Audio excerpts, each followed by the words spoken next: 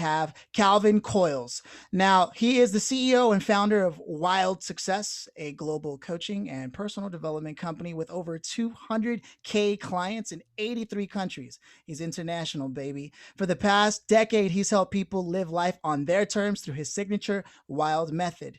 He's an international speaker, three times best-selling author, and self-made multimillionaire. Okay, so you're a hip-hop artist, huh? You're a rapper.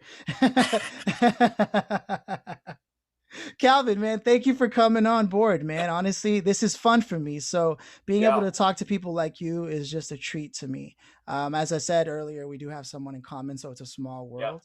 But uh, tiny. but I gotta know, man. I mean, it's 5:30 a.m. and you've got energy like I have it, but it's the afternoon for me. So this Yeah. wild success stuff really works, huh? Yeah, it really works, bro. We're gonna get a supplement line happening, man. First and foremost, I really appreciate you having me on the show today. It means a lot, and it's great to be able to share whatever we can today with people that are listening in. But yeah, it's just the sun's just coming up in the background here. It's 5:30. We're talking. I haven't had a good coffee yet, but I'm just excited to be here. I think if you're passionate about what you do, as you are, that you got the energy that you needed, right? So that's what Yeah. it's all about today. Gotcha, gotcha. Yeah. So talk to me, man. So we know you're a coach, right? But Yeah. how did you get to this place? It's a great question, right? So I'm probably not a great coach, to be fair. I'm a very good speaker and trainer, but I don't have the patience for a lot of coaching, right? Like traditionally, coaching is, hey, tell me about your problems, and then I'll ask you a lot of questions to help you figure out the answer. I like just tell people the answer, so I'm impatient like that. But I knew from an early age I wanted to do something to make a difference in the world. I just didn't know what that was, and so I did a lot of work in charity and non-for-profit work. And while I was doing that, I also went through the period of studying to be an actor for 5, 6 years. No And then way. I got, yeah, yeah. So I went to a specialist drama school. I was selected out of a couple of hundred kids to be part of that program. And while I was doing my sort of high school education, it's like going to the school from Glee, right? That's the school I went to. I can't sing or dance, but I can act. And I realized I wasn't going to be an actor, but I wanted to use those tools. And then I got into small business, and I had an incredible opportunity. I'm not sure if you know of an American guy called Christopher Howard, but in NLP or life coaching, he was the top dog. Probably Chris Howard would be the 2IC to Tony Robbins, right? So Tony would have Gotcha. 12,000 people in a seminar. Chris would have 9,000 people, and Chris lost everything, right? Rebuilding his life, moved to Bali, and just out of the blue, randomly, I managed to jump on a webinar, see this amazing presentation about this $9,000 speakers program. I'm like, I don't have any money, right? But I know how to build a team, because at that point I had a non-for-profit organization with 120 staff in my final year of uni. And I said, hey, Chris, I can't buy from you, but I can help you build this team again. I can help you rebuild your company. So let me move and work with you, and I'll fly to wherever you are, and I'll work with you for free for a month just to show you that I know what I'm doing, but you give me the training program in exchange. And long story short, he said, look, if you're going to come, you have to come for 3 months. 3 months became 6 months. And I moved overseas to work for a guy I'd never met before in a country that I wasn't particularly aware of. And I worked for free for 6 months to learn the skills and tools and strategies of NLP and life coaching and speaking and seminar sales and all that stuff, and helped him rebuild now a multi-million-dollar business for himself, and then came back and started this gig myself. So it was Steve Jobs, you've heard that quote from Jobs: you can't connect the dots looking forward, you can only connect the dots looking back.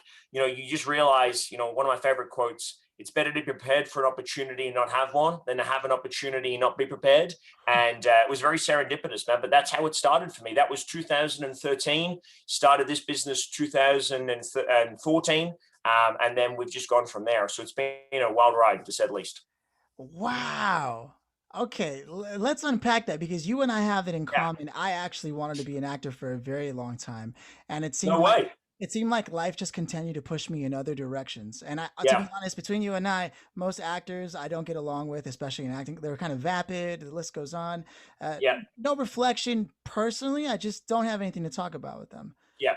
But it's really interesting to meet somebody else who was also pushed in that direction. And the way you took the risk. You left it all behind. Yeah. That's that is immediate qualification for doing what you do. No, thanks, man. because I appreciate that. Yeah, letting go of who you are for who you can become. I mean, that's the name of the game. And that's what this 100%. podcast is about at its heart. Yeah, It's really about people who broke the rules and found a way to live yeah, life on their own terms. So to know yeah, that's what you're doing for people, yeah, that's huge. So you're a speaker per se. yeah. And, and to have gone in that direction and start this business, and it's what, about 5, 6 years ago now? that you- Well, yeah, 2013 I started. So yeah, this will be my 8th year now. Eighth year, Yeah, 8 years of success. Now, at that time, were there any specific things where moments where, because you had the bravado, the bravery, and the courage to yeah, forego whatever was yeah, happening in your life, but at yeah. any time did doubt fall into your, because it happens to every business Of entrepreneur. course, of course, it happens all the time, right? Like, I remember, yeah, I really remember the experience of coming back from working with Chris. So I've spent 6 months. I went from not knowing this guy to being his right hand, right? So Wow. I went from being his head trainer to then going, I really want to do this for myself. So I knew I could make money for him, but it was like it's like selling Tony Robbins. Like anyone can sell Tony Robbins. How can you sell yourself? So I thought, okay, well, let's see if I can back myself. And there's a powerful point. I think if anyone's listening to this, ambition, we talk about action ambition. I love that you've got both words in there because ambition's cheap. Like a lot of people want shit, but will you be willing to put something on the line to make it happen? So when I was looking to come back to Perth, where I live now, my biggest fear wasn't that I was going to fail. My biggest fear was that I was just never even going to really get started. Like I was going to go and do this amazing thing, 6 months, learn all this stuff, and then come back and just get back into the flow of life. And then this moment was going to just pass me by. And so final day, I'm in Bali. I'm about to fly home to Australia. And I go, I need to put some skin in the game. I need to find a way to really commit myself to taking action. And, this away from motivation needs to be there as well. So I'm not sure if you can see the tat, but have you read The Alchemist by Paulo Coelho? Oh, one of my all-time favorite books. Great book, right?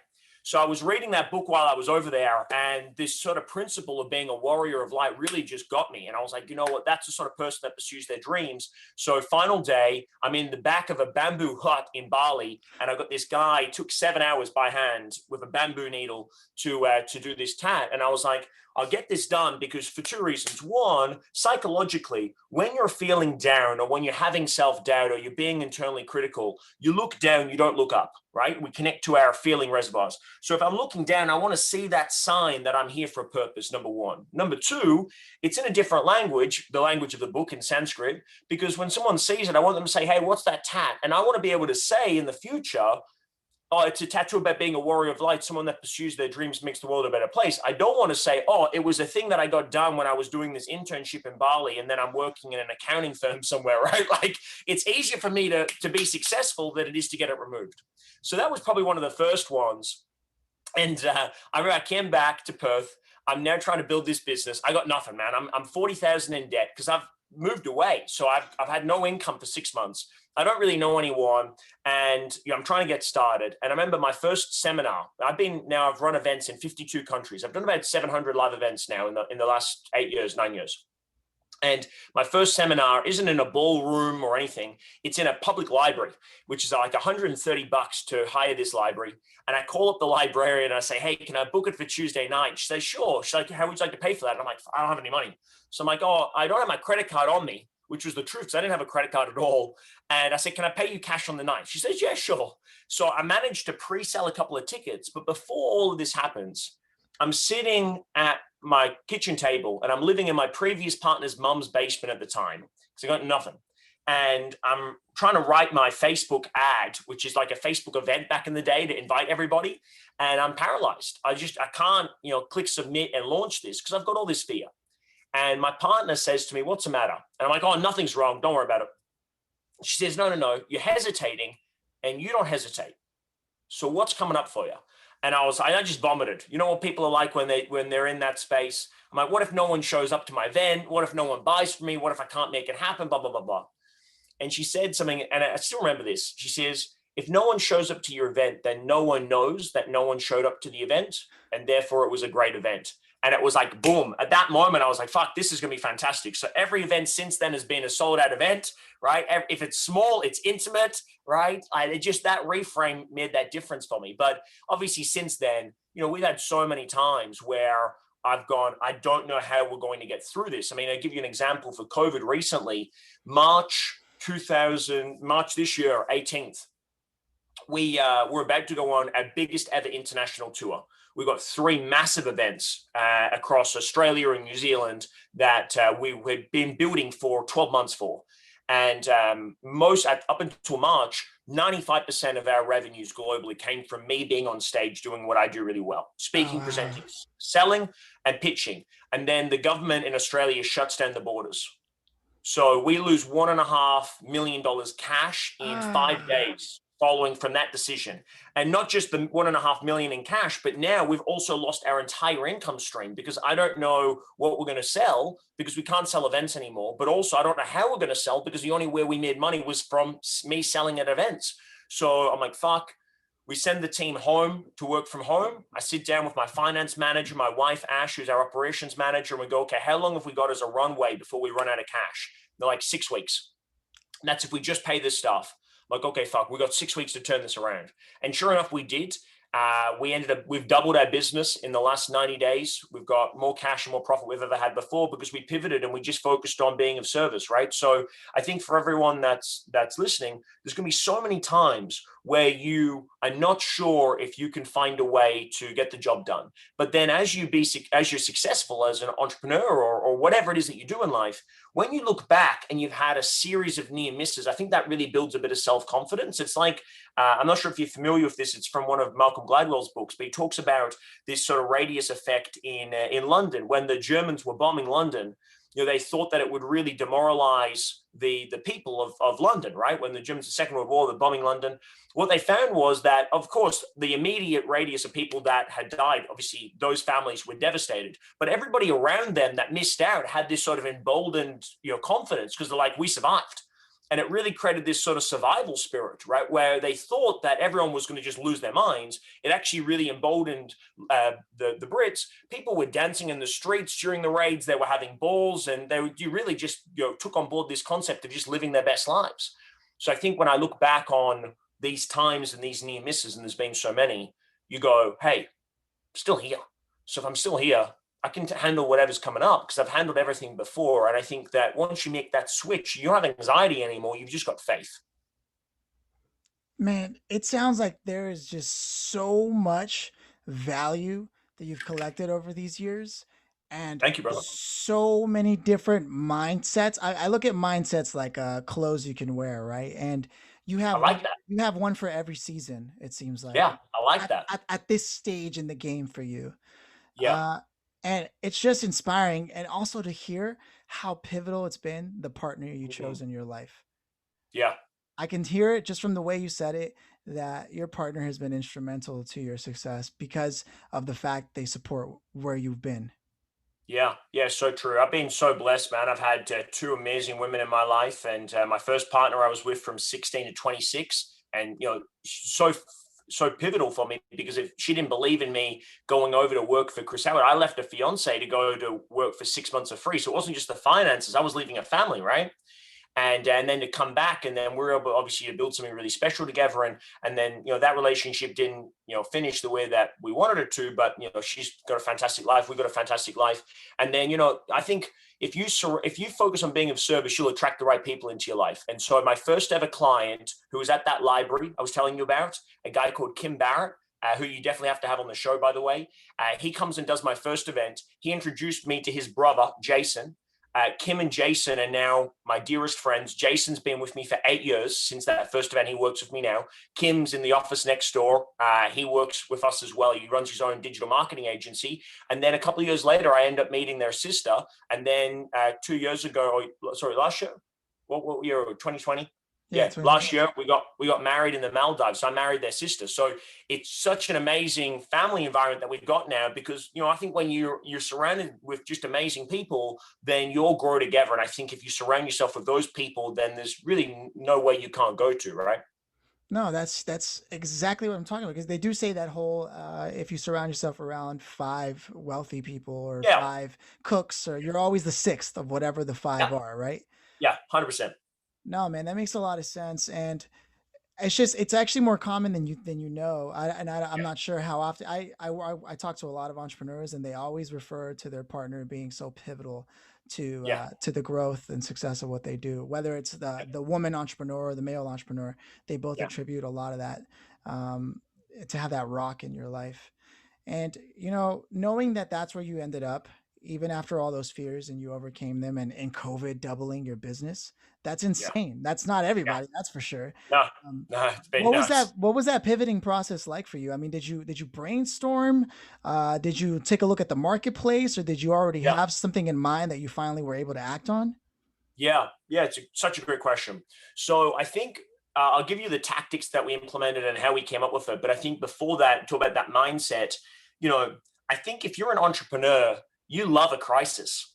You know, I remember listening to Barack Obama's chief of staff just after the 2008 collapse, and he talked about this idea of don't waste a crisis, because they were able to do so much change in a crisis because people were open to it. So as soon as it hit, I was like, okay, great. I'm built for these environments, right? Like I know that I love the pressure. I love being under the pump. I love having my back against the wall. I love having to throw the Hail Mary. So I love that dynamic. And so great, let's just implement all the stuff we talk about. Let's implement positive mindset. Let's implement the emotional mastery. Let's implement the behavioral change stuff. You know, we'll do that internally to make sure that our team has got the right headspace, because when everyone else is scared, be greedy. And when everyone else is greedy, be scared. I was listening to another one of the Action Ambition podcasts from this guy. I think he's an investment banker or a real estate broker, and he was talking about that. And I connect. So I thought, if I'm going to lose out, you still got me? No, after you said I was listening to that Action Ambition podcast, there was a period where it sort of Oh, sorry. rang off. No, no, you're good. You're good. I think I Honestly, got you. it's fine though. I got you now, and the editor can take care of it anyways. Sweet. So Yeah, easy. So yeah, I was listening to the Action Ambition podcast. There was a guy talking about investing in commercial real estate and talk about the idea of, you know, when there's blood in the water, that's your moment, right? So mhm. I thought, let's get the team right first internally. Let's make sure we see that as a huge opportunity.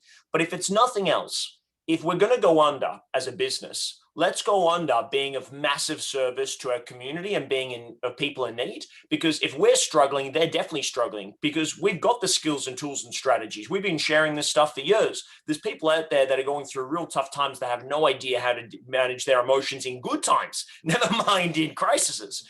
So we thought, okay, well, what we can't do is events. And this is a powerful question that I try to really come back to when we're in moments of stress or pressure. What can I do with what I've got in this moment now? What can I do with what I've got in this moment now? And as soon as I connected to that, I go, what can we do? Well, we can't run events. We'll do it digitally. And we can't possibly facilitate what was our normal 3-day, you know, we do a 3-day training. If you've been to a Tony Robbins event, it's quite similar, but it's obviously nowhere near as big as Tony's. And we're very different style, but you get the idea. It's immersion, right? So 3 days, we're talking about the better part of 50, 60 hours over 3 days. It's very difficult to try and facilitate that type of training in the energy that we do virtually. Very difficult. But I thought, you know what, fuck it, let's have a crack. In addition to that, we sat down, we said, okay, well, where is the opportunity in this? Like, our old business model was amazing, but there was limitations. There was limitations because I could only be on one stage at one time. There's limitations because if you weren't in the country, you couldn't get access to it. So we said, okay, let's scrap that and let's think about, what did we really do? We didn't really run events. We were really just committed to changing lives. And there's now an opportunity for us to do that, because people are going to be at home. They're going to be either watching Netflix or they can be watching us. And how do we find a way to take the brilliance of what we used to do and create something new? And Jason, who's been with us for obviously 8 years now, had a fantastic idea. He said, look, we've been running these NLP and life coaching training programs, and we do a lot of activities, but we never really teach people how to coach. So we do the exercises of this is what you do in a coaching session, but we've never really shared with somebody more of the art of coaching. If there's like a science of breakthrough peak performance, high performance NLP, if that's the science of it, we've never really shared the art, right? All of the intangible stuff that ultimately gives people a bit of finesse and a bit of confidence. I said, why don't we just create a program called the Art of Coaching? And we'll do it over like 6 weeks. And we'll show people how to structure a coaching session and how to pull things together and how to be able to start a coaching business and, you know, what to say and how to understand when a client says something, what's the real problem underneath that, all that internal stuff.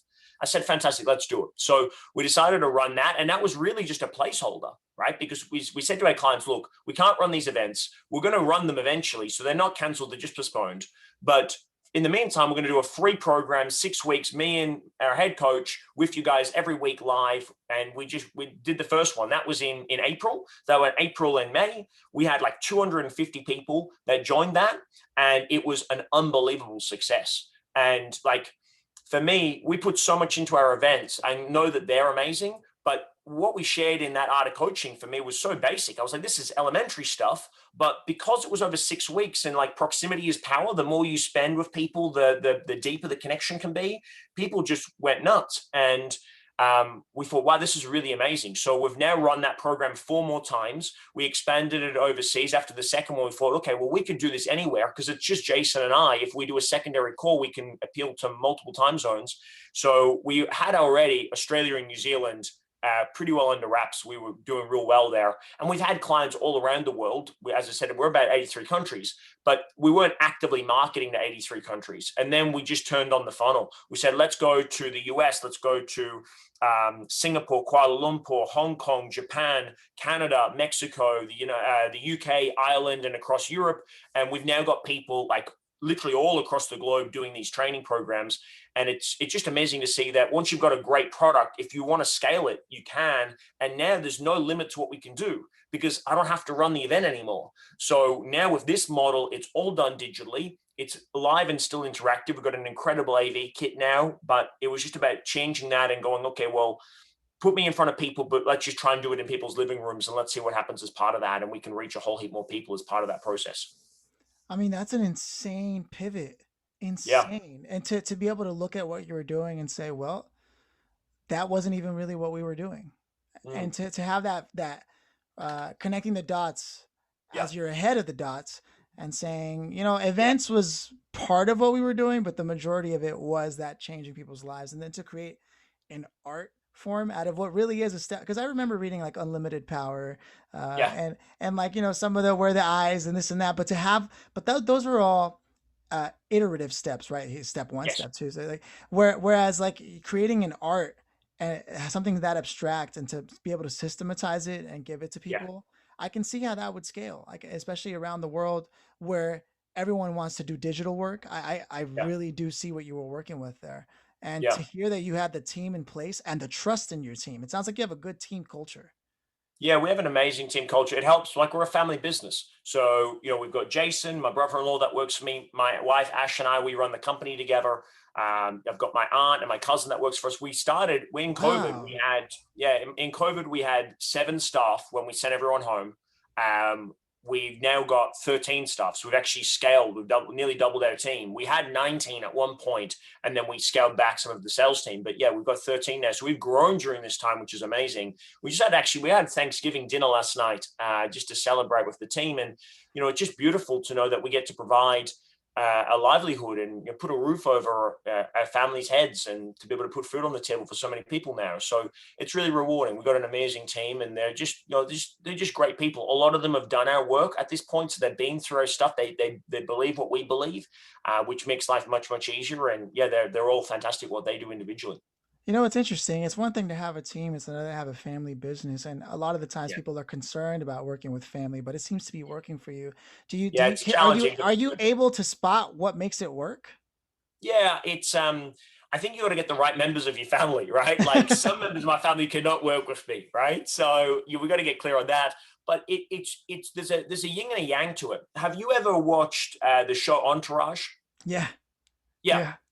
So I never really got into it when it was really big, but my Same. wife My wife loves it, right? And so a couple of years ago, we decided to watch it, and I was like, "I've never watched this. We'll have a look at it." It's a bit of fun, but anyway, the first couple of seasons, I'm pulling my hair out because I'm like, "Why is the main character? Why is he surrounding himself with these guys? They're all idiots. It's costing him money. He's losing deals. Like these people are incompetent. Like what the fuck's you doing?"